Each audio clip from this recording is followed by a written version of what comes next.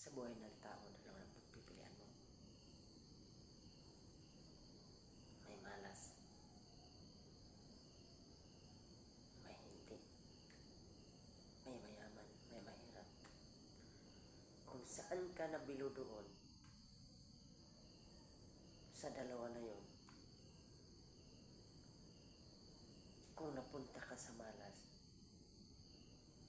ibig sabihin, kapalaran mo na yan.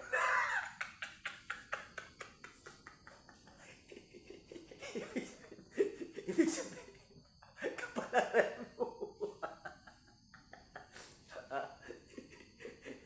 Kaya, huwag mo nang isipin yan. Kasi, kunti na lang isip mo. Mag-isip ka pa ng marami, mabubuang ka. Kaya ako sa'yo, para lumami yung mga followers mo, bakas ka lang ng bakas. Bakas. Yan ang tandaan mo. Kasi dyan ka angat. Kasi bibitahin na kita.